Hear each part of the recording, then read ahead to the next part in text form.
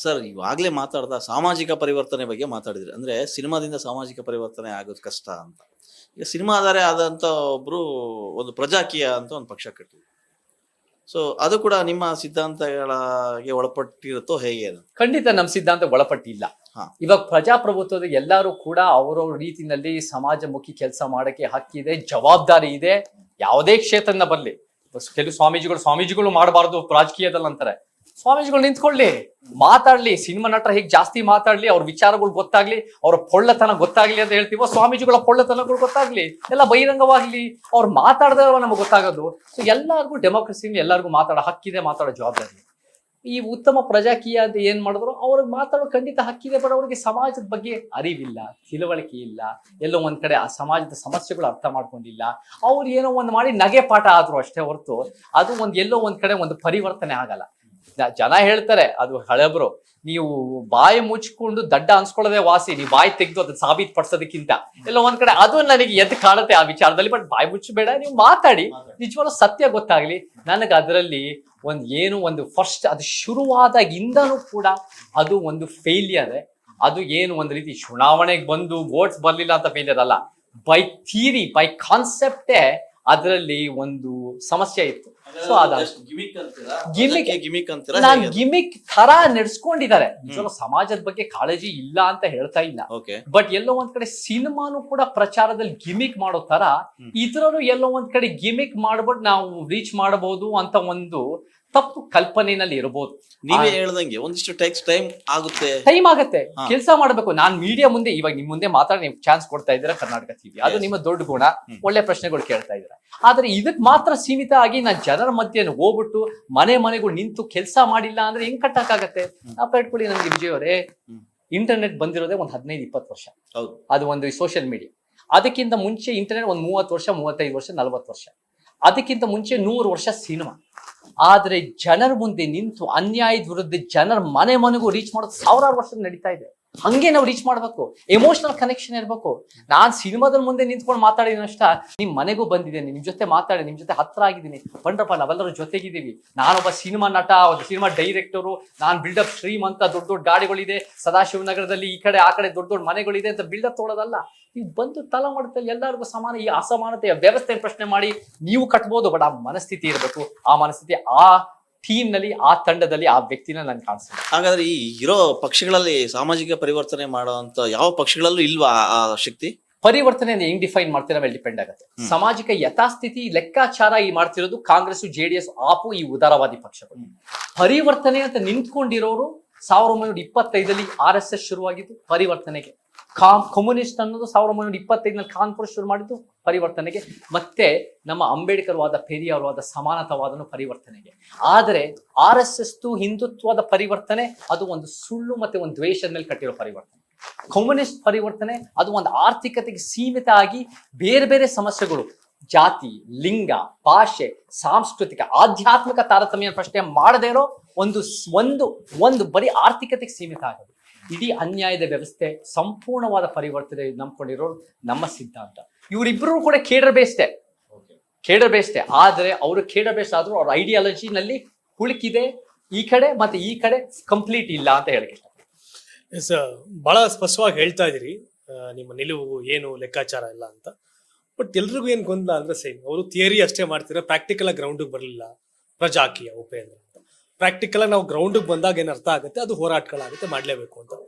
But ಸಹಜ, ಹೌದು, ಎಲ್ಲರೂ ಎಲ್ಲಾ ವ್ಯವಸ್ಥೆ ಬಗ್ಗೆ ಬೇಜಾರಾಗಿದೆ, ಅಸಮಾನತೆ ಬಗ್ಗೆ ಬೇಸರ ಇದೆ. ಮೊದ್ಲಾದ್ರೆ ಜಾತಿ ಪ್ರಾಮುಖ್ಯತೆ ಇತ್ತು, ಯಂಗ್ ಜನರೇಷನ್ ಜಾತಿ ಬಗ್ಗೆ ಕೇರ್ ಮಾಡ್ತಿಲ್ಲ, ಧರ್ಮದ ಬಗ್ಗೆ ಕೇರ್ ಮಾಡ್ತಿಲ್ಲ. ಬಟ್ ಯಾರೋ ಒಬ್ರು ಆಲ್ಟರ್ನೇಟಿವ್ ಬೇಕಲ್ಲ ಅಂತ ನಮಗೆ ಜಾತಿ ವಿಚಾರದಲ್ಲೇ ಮಾತಾಡ್ತೀವಿ. ಇವತ್ತಿನ ದಿನ ನೀವು ಜಾತಿ ಬಗ್ಗೆ ಹೇಳಿದ್ರು, ಯಂಗ್ ಜನರೇಷನ್ ಜಾತಿ ಬಗ್ಗೆ ಕೇರ್ ಮಾಡ್ತಾ ಇಲ್ಲ. ಬಟ್ ಹಾಗಿದ್ದಾಗ ಇವತ್ತು ಕ್ರಿಕೆಟ್ ವಿಚಾರದಲ್ಲೂ ಯಾರೋ ಒಬ್ರು ಕೇಳಿದ್ರು, ನಾವ್ ಯಾವತ್ತೂ ಕೂಡ ಸಚಿನ್, ದ್ರಾವಿಡ್ನ ಜಾತಿ ವಿಚಾರದಲ್ಲಿ ನೋಡಿಲ್ಲ. ಇವಾಗ ನೀವು ನೋಡ್ತಾ ಇದ್ದೀರಲ್ವಾ, ಅದು ಎಲ್ಲೋ ಒಂದ್ ಕಡೆ ನಮಗೆ ಅಸಮಾಧಾನ ಆಗ್ತದೆ. ಜಾತಿ ವಿಚಾರ ನೀವು ಇವತ್ತು ಗಮನಿಸ್ತಾ ಇದ್ದೀರಾ ಅನ್ನೋ ಕಾರಣಕ್ಕೆ ಮುಂಚೆನು ಜಾತಿಯಿಂದ ಅದು ಒಂದು ಫ್ಯಾಕ್ಟರ್ ಆಗಿಲ್ಲ ಅಂತ ಹೇಳಕ್ಕಾಗಲ್ಲ. ಜಾತಿಯೂ ಒಂದು ಕಾರಣ ಇದೆ ಇವತ್ತು ನಿಮ್ಮ ಬೆಳವಣಿಗೆ. ನಾವು ನೋಡದೇ ಇದ್ರೆ ಅದು ನಮ್ಮ ಕುರುಡತನ. ಸೊ ಆ ಕಾರಣಕ್ಕೆ ಇವತ್ತಿನ ದಿನ ಜಾತಿ, ಇವತ್ತಿನ ದಿನ ಲೀಡರ್ಸ್, ಅದು ದೇವೇಗೌಡರು ಆಗಿರ್ಬೋದು ಒಂದು ಒಕ್ಕಲಿಗ ಜಾತಿಯ ಲೀಡರು, ಯಡಿಯೂರಪ್ಪ ಆಗಿರ್ಬೋದು ಲಿಂಗಾಯತ ಜಾತಿಯ ಲೀಡರು, ಸಿದ್ದರಾಮಯ್ಯನು ಒಂದು ಕುರುಬ ಜಾತಿಯ ಲೀಡರ್ ಅನ್ನೋದು ನಮ್ಮ ಕಣ್ಣಲ್ಲಿ ಎಷ್ಟೋ ಎವಿಡೆನ್ಸ್ ಕೊಡ್ಬೋದು ನಾನು ಅದಕ್ಕೆ. ಸೊ ಆ ಕಾರಣಕ್ಕೆ ನಮಗೆ ನಿಜವಾದ ಲೀಡರ್ಶಿಪ್ ಏನ್ ಬೇಕು ಅಂದ್ರೆ ಜಾತಿ ವಿನಾಶದ ಲೀಡರ್ಶಿಪ್, ಆಂಟಿ ಕ್ಯಾಸ್ಟ್ ಲೀಡರ್ಸ್ ಅಲ್ಲ, ಇವರೆಲ್ಲ ಮಾಸ್ ಲೀಡರ್ ಅಂತಾರೆ. Mass leaders nothing but caste leader. ನಮಗೆ ಆಂಟಿ ಕ್ಯಾಸ್ಟ್ ಲೀಡರ್ಶಿಪ್ ಇದ್ದರೆ ನಮ್ಮ ಪರಿವರ್ತನೆ. ಸೊ ಆ ಆಂಟಿ ಕ್ಯಾಸ್ಟ್ ಲೀಡರ್ಶಿಪ್ ಅನ್ನೋದು ಅಂದ್ರೆ ಜಾತಿನೂ ಗುರುತಿಸ್ಬೇಕು, ಬರೀ ಆಂಟಿ ಕ್ಯಾಸ್ಟ್ ಮಾತ್ರ ಸೀಮಿತ ಆಗಲ್ಲ. ಇವಾಗ ನಮ್ಮ ಸಮಾಜದಲ್ಲಿ ಜಾತಿ ಒಂದೇ ಸಮಸ್ಯೆ ಇದ್ರೆ ಸರಿ ಜಾತಿ ವಿನಾಶ ಅನ್ಬೋದು. ಜಾತಿಗೂ, ಬಂಡವಾಳಶಾಹಿ ವ್ಯವಸ್ಥೆಗೂ, ಪುರುಷ ಪ್ರಧಾನ ವ್ಯವಸ್ಥೆಗೂ, ಭಾಷೆಯ ತಾರತಮ್ಯಕ್ಕೂ, ಹಿಂದೂ ಎಲ್ಲ ಒಂದಕ್ಕೊಂದು ಕೂಡ್ಬಿಟ್ಟಿದೆ.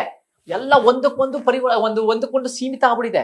ಸೊ ನೀವು ಇಡೀ ಸಿಸ್ಟಮ್ ಅನ್ನ ಫೈಟ್ ಮಾಡದೇ ಇದ್ರೆ ನೀವು ಅಡ್ರೆಸ್ ಮಾಡಕ್ಕಾಗಲ್ಲ. ಬಟ್ ಹೌದು, ಭಾರತ ಅಪ್ಡೇಟ್ ಆಗ್ತಿದೆ, ಬೇರೆ ಬೇರೆ ದಿಶೆಯಲ್ಲಿ ಬೆಳೀತಾ ಇದೆ ದೇಶ.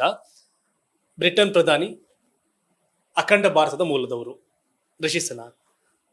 ಅಮೆರಿಕಾದಲ್ಲೂ ಕೂಡ ಭಾರತೀಯರು ಅಧ್ಯಕ್ಷೀಯ ಪಟ್ಟಕ್ಕೆ ಈ ಲೆಕ್ಕಾಚಾರಗಳು ನಡೀತಾ ಇದೆ.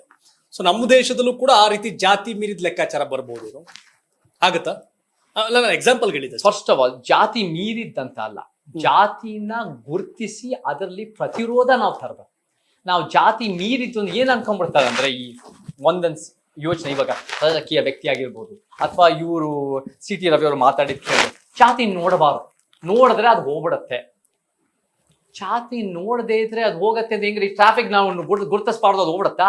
ಭ್ರಷ್ಟಾಚಾರ ನಾವು ಗುರುತಿಸಬಾರ್ದು ಅದು ಹೋಗ್ಬಿಡತ್ತಾ? ನೀವು ಅದನ್ನ ಗುರುತಿಸಿ ಅದನ್ನ ಸರಿಪಡಿಸ್ಬೇಕು, ಅದನ್ನ ಅಡ್ರೆಸ್ ಮಾಡಬೇಕು.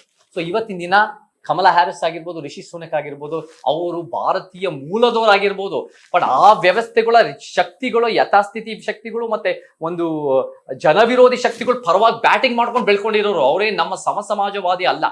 ನಮಗೆ ಇವತ್ತಿನ ದಿನ ನಾನು ಹೇಳಿದ್ದೀನಿ, ನಮ್ಮವರು ಅಂದ್ರೆ ನಮ್ಮ ಜಾತಿನಲ್ಲಿ ಹುಟ್ಟಿರೋ ನಮ್ಮೂರಲ್ಲ, ನಮ್ಮ ಧರ್ಮದಲ್ಲಿ ಹುಟ್ಟಿರೋ ನಮ್ಮೂರಲ್ಲ, ನಮ್ಮ ದೇಶದಲ್ಲೋ ನಮ್ಮ ಊರಿನಲ್ಲೋ ನಮ್ಮ ರಕ್ತ ಸಂಬಂಧ ನಮ್ಮೂರಲ್ಲ. ನಮ್ಮೂರು ಅಂದ್ರೆ ಸಮಾಜದ ಕನಸಿಟ್ಕೊಂಡು ಅನ್ಯಾಯ ವಿರೋಧ ನಿಂತ್ಕೊಳ್ಳೋದೇ ನಮ್ಮವರು. ಸೊ ಆ ಕಾರಣಕ್ಕೆ ಕ್ರಿಶ್ಚಿಯನ್ನರ ರಾಷ್ಟ್ರ ಬ್ರಿಟನ್ ಈ ಲೆಕ್ಕಾಚಾರಗಳಿರುವ ಸಂದರ್ಭದಲ್ಲಿ ಅನ್ಯ ಧರ್ಮ ಯಾರೋ ಪ್ರಧಾನಿ ಆಗ್ತಾರೆ ಅನ್ನೋದಾದ್ರೆ ನಮ್ಮ ದೇಶದಲ್ಲಿ ನಾಳೆ ಅದನ್ನ ಆಗ್ಬೋದಲ್ಲ ಅಂತ. ನಮಗೆ ನಮ್ಮ ದೇಶದಲ್ಲೂ ಒಬ್ಬ ಕ್ರೈಸ್ತ ಧರ್ಮದವನೇ ಆಯ್ತು, ಮುಸಲ್ಮಾನ್ ಧರ್ಮದವನೇ ಆಗಿದ್ದು, ಅದು ದೊಡ್ಡ ಪರಿವರ್ತನೆ. ದಲಿತ ಆದ್ರೂ ಅದು ಆದಿವಾಸಿ ಆದ ಪರಿವರ್ತನೆ ಅಲ್ಲ. ನಮ್ಮ ದೇಶದ ಕ್ರೈಸ್ತ, ಮುಸಲ್ಮಾನ್, ಆದಿವಾಸಿ, ದಲಿತರ ಆಗ್ಬೇಕು ಅಂದ್ರೆ ಒಬ್ಬ ಸಮಾನತಾವಾದಿ ಕ್ರೈಸ್ತ ಧರ್ಮದವನು ಆಗ್ಬೇಕು, ಒಬ್ಬ ಸಮಾನತಾವಾದಿ ಮುಸಲ್ಮಾನ್ ಆಗ್ಬೇಕು, ಒಬ್ಬ ಸಮಾನವಾದ ದಲಿತರು ಆದಿವಾಸಿ ಆಗ್ಬೇಕು, ಅಥವಾ ಬ್ರಾಹ್ಮಣನೇ ಆಗ್ಲಿ. ನಮಗೆ ಒಂದು ಸಮಾನತಾವಾದಿ ಮನುಷ್ಯ ಆಗ್ಬೇಕು. ಇದು ಒಂದು ಅಸ್ಮಿತೆಗೆ ಸೀಮಿತ ಅಲ್ಲ. ಅಸ್ಮಿತೆಗೆ ಸೀಮಿತ ಮಾಡಿದ್ರೆ ನೀವೆಲ್ಲೋ ಒಂದ್ ಕಡೆ ದಲಿತರು, ನಾನು ಇದೇ ಹೇಳ್ತೇನೆ ನೋಡ್ರಪ್ಪ, ನೀವು ಇವತ್ತಿನ ದಿನ ನಮ್ಮವರು ಒಂದು ಯಾರು ದಲಿತರ, ನಮ್ಮವರು ಒಂದು ದಲಿತರು ಕಾಂಗ್ರೆಸ್ನಲ್ಲೂ ಇದ್ದಾರೆ, ಬಿಜೆಪಿನಲ್ಲೂ ಇದ್ದಾರೆ, JDS ನಲ್ಲೂ ಇದ್ದಾರೆ. ಅವ್ರು ನಮ್ಮವರಾಗಲ್ಲ, ಅವ್ರು ಕಾಂಗ್ರೆಸ್, ಬಿಜೆಪಿ, JDS ಸಿದ್ಧಾಂತದವರು.